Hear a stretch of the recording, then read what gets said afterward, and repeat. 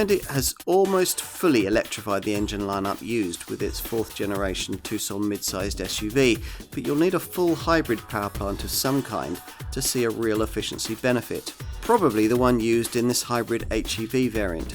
Here we look at the revised model.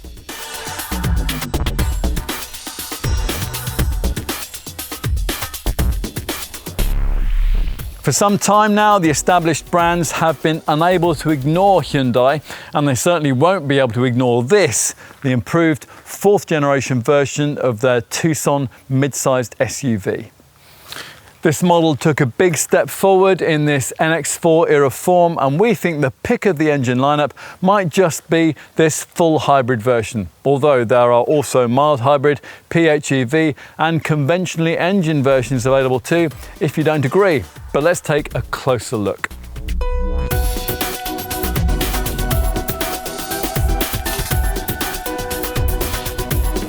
There are no engineering or handling changes to this slightly improved version of the Mark IV Tucson. This fully hybrid model offers a self-charging petrol-electric engine working with a 6-speed automatic gearbox and mated to a 60 PS electric motor powered by a 1.49 kilowatt-hour battery. This provides sufficient extra urge to up the combined power output to 215 PS, enough to improve the 62 miles an hour sprint time to 8.2 seconds, although top speed does fall slightly to 116 miles an hour. Now, although the battery on offer in a Tucson HEV still isn't very big, it's very good at constantly replenishing itself with regenerative energy, so that much of the time in town travel, you'll be able to cruise through the urban sprawl in a dignified silence. Whatever your choice of Tucson, you'll find body roll well controlled and refinement really quite impressive, and that'll be a boon on the kind of long journeys over which you'll appreciate the standard highway drive assist setup that all automatic Tucsons now have. This works with the smart cruise control system to control your steering, your acceleration and deceleration in your lane, while keeping a safe distance from the vehicle in front of you. And it will automatically control your speed according to the prevailing limits, which is all the kind of technology which might make you feel a little bit better about stretching up to the kind of prices that this Korean maker now wants for this car. As a result, you might be convinced to switch into it from a more established brand, say, and if Hyundai is to continue to make ground in this segment, then conquest sales like that are going to be absolutely essential.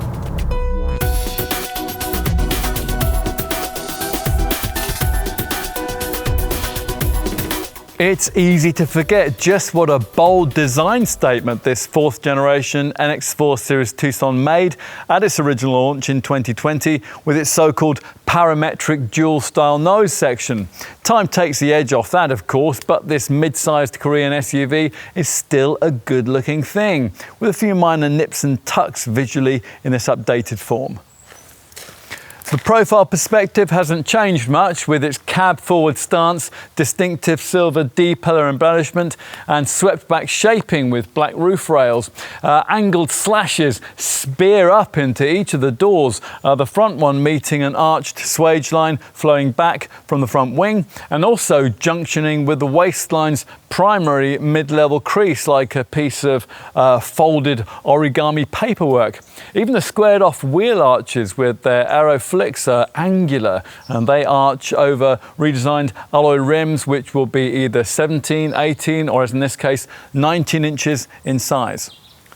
The main update to this model's parametric dynamics design language lies at the front. The grille still has its hidden corner headlamps and distinctive embedded parametric dual daytime running lights, but it now also features thinner and more angular lines, and the front bumper and skid plates are also new. More artful design features at the rear, where the skid plate is now integrated into the bumper moulding and enlarged horizontally. The brand badge has been replaced by a graphic on the tailgate glass, and LED tail lamps feature an angled rib design with more parametric hidden lights. As is the current fashion, they're connected by this illuminated strip here. Further up, a subtle roof spoiler applies the finishing touch, and it conceals the rear wiper.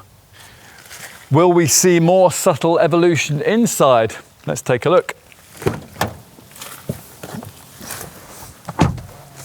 Well, yes. In fact, the model update changes are a lot more noticeable behind the wheel, mainly because of the screen tech.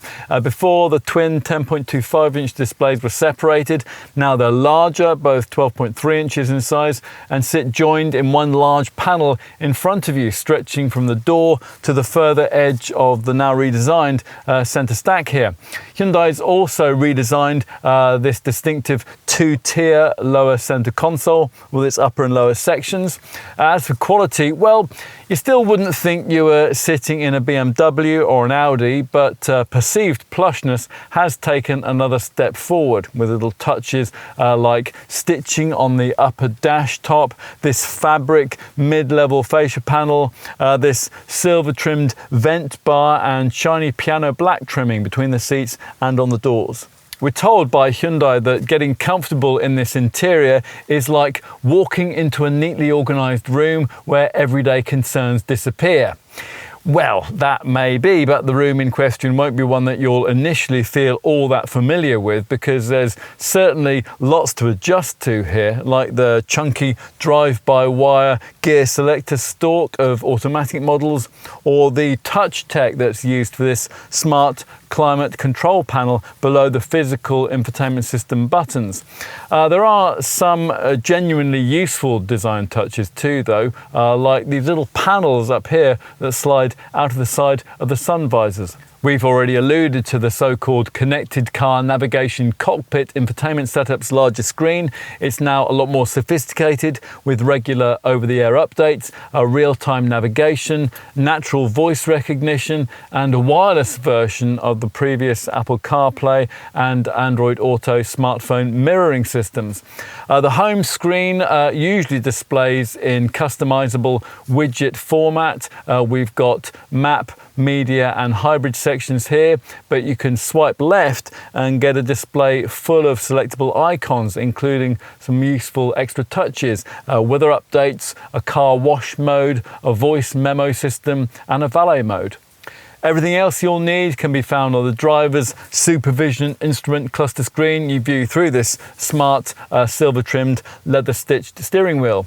Unlike some competitor models, this can't offer you a selection of different layouts or full-screen mapping, but further up the range, its two outer round dial spaces, speed on the left and power meter and revs on the right, transform into useful camera screens for monitoring your left and right flank blind spots when you indicate. Between the gauge spaces is a central screen that can show drive assist settings, a compass or a vehicle section including a power flow meter, trip data, engine temperature and tyre pressures. What else might you need to know here? Well, the front seats are broad and they're comfortable too, and you sit, well, a touch higher than you probably would do in a conventional mid-sized model, although this isn't the kind of SUV that you'll want if a particularly commanding driving position is something that you really prefer. Now this doesn't help with all-round visibility. It's complicated a bit by angled front A pillars here and big rear corner pillars too, which will have you making plenty of use of the standard rear view camera and the all-round parking sensors when you're parking up. What about storage space? Well, there's a deep box here between the seats. We would like that better if it could be cooled or had some connectivity ports, for example. At least it's lidded though, unlike this stowage area at the base of the central stack here, which is where all the connectivity stuff resides. Twin USB-C ports, a 12-volt socket and a wireless charging mat too.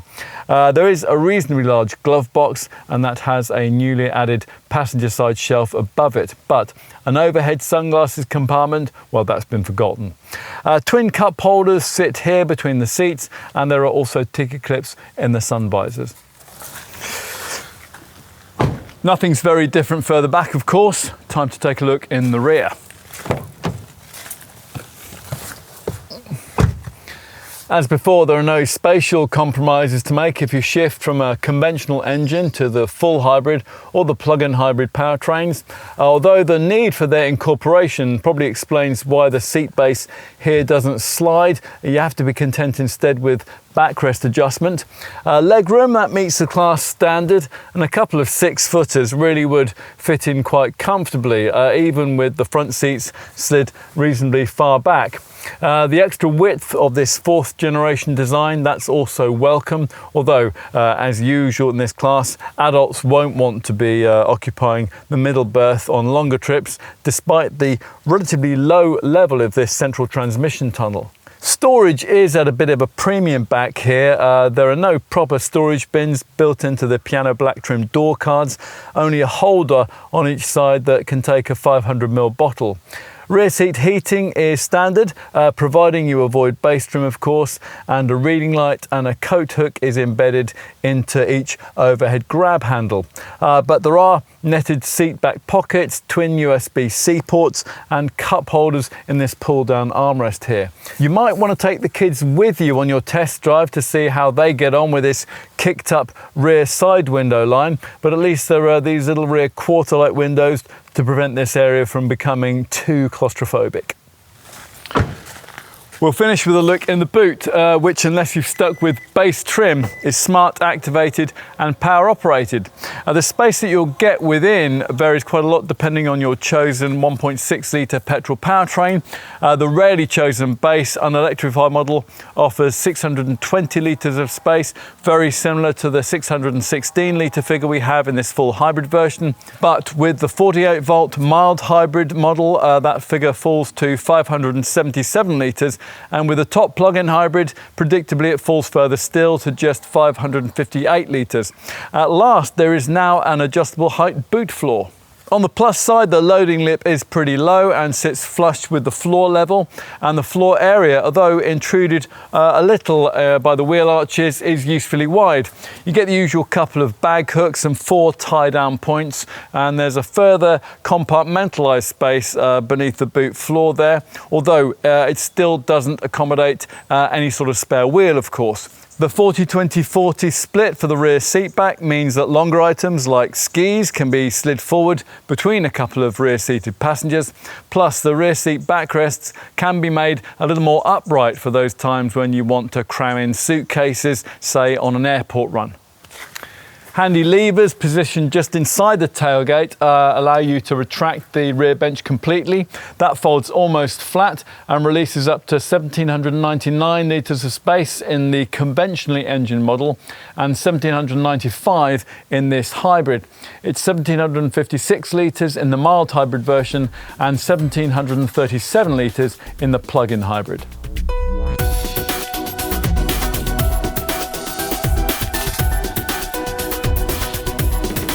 For this HEV hybrid, as we filmed in autumn 2024, prices were starting from just under £36,000. Even base advanced trim gives you a fair amount, including 17-inch alloy wheels, LED headlights and tail lights, rear privacy glass, front and rear parking sensors, and keyless entry. Interior features include twin 12.3-inch screens, 64-colour customizable interior lighting, and front and rear USB-C charging points. Media connectivity is well taken care of via another 12.3-inch screen. This includes not only Android Auto and Apple CarPlay, but also Google and Apple Calendar integration, along with selectable user profiles. There is also a last mile navigation feature, and that means that if the driver won't be able to find a place to park actually precisely at his or her intended destination, then further directions can be sent onto their smartphone so that the final part of the journey can be finished on foot. Live parking and traffic information is also included, and that's thanks to the up-to-the-minute Hyundai BlueLink telematics. Stretch to premium trim, and Hyundai will add larger 18-inch wheels, a smart electric tailgate, part leather seat trim, power adjustable and heated front seats, an 8-speaker Krell audio system, rear heated seats, a heated steering wheel and rear window sunblinds. With an automatic gearbox, you'll get smart adaptive cruise control too, and highway drive assist, and that can take over some of the driving duties for you at cruising speeds. The other mid-range Tucson Tucson trim choice is N-Line, which does without a few of the premium spec features, but adds a bespoke exterior design package, unique 19-inch N-Line wheels, interior red accents with special stitching, plus upholstery in textile faux suede trim. The plushest Tucsons build on those two trim levels. For the sporty look, the next stage on from N-Line is N-Line S. If you prioritise luxury though, the natural progression from premium spec is this top ultimate model. Either way, here at the summit of the range, there are features like matrix LED headlamps, a panoramic sunroof, and a parking distance warning system. Plus, leather upholstery, ventilated front seats with a memory function, and a surround view monitor. Options are few, which is just as well because you're almost certainly going to have to budget more for your chosen paint colour. The only standard shade is solid engine red. We have metallic Jupiter orange here. Now you might want to combine your chosen paint shade with an extra cost phantom black contrast coloured roof. If you can stretch up to either N-Line S or this ultimate spec, then you'll be offered the option of specifying a digital key and Hyundai's remote smart park assist system. The latter allows you to stand outside your Tucson and remotely manoeuvre it into tight spaces using controls on the key fob. Safety is well covered off, which is why Euro NCAP gave this car a full 5-star rating back in 2022, with an 86% score for adult occupant protection and an 87% showing for child occupants, although protection for the driver's chest was assessed as being only marginal. To justify the overall result across the range, there's plenty of standard safety kit, of course. The forward safety, forward collision avoidance assist system, lane safety, lane keep assist, rear occupant alert, and Hyundai's useful leading vehicle departure alert system. Now this, in traffic, tells you when the vehicle in front has moved off. The full complement of airbags include a front center airbag to stop front occupants being dangerously thrown together in an impact, and all the bags are of course linked to an emergency e-call system. Above base spec you get a junction turning feature, and on the automatic models, Hyundai's highway drive assist system too. At the top two trim levels, they gain a blind spot view monitor and rear cross traffic safety features to guard you when you're reversing, and a safe exit feature too to stop occupants from dangerously opening their doors in the face of oncoming traffic.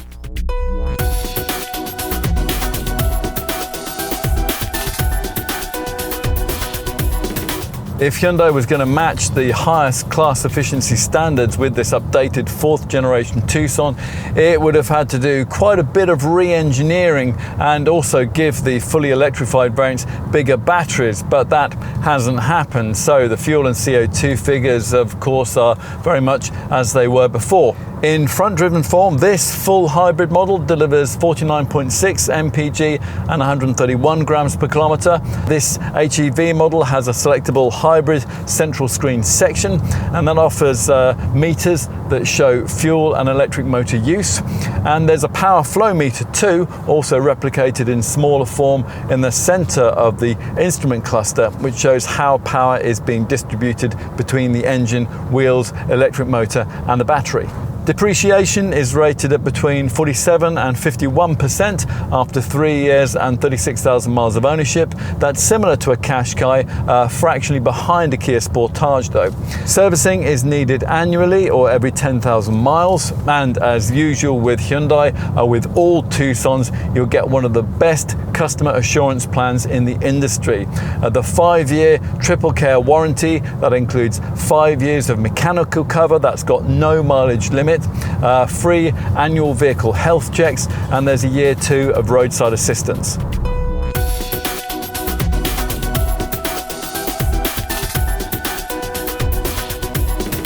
If you're looking for efficiency, then this HEV hybrid Tucson has far more to offer than its MHEV mild hybrid range stablemate. But Hyundai still has to work out a way to make all Tucson variants, including this one, ride and handle with the polish that's common to the best of this car's mid-sized SUV rivals. And the marque also needs more of a brand identity, although with future models all now slated, like this one, to carry a more distinct and individual personality, it seems likely that the days when people mainly chose a Hyundai on the basis of price and value will soon be behind us. Overall, there's no doubt that with this NX4 generation design, this Korean maker has really turned quite a corner, a switch from delivering the kind of mid-sized SUV you might need to providing one you might genuinely want, which of course, as every modern brand knows, makes all the difference in the world in this overcrowded segment. Historically, the Tucson model line has needed, well, a bit of spark to really ignite its appeal. Well, that's been delivered here in every sense.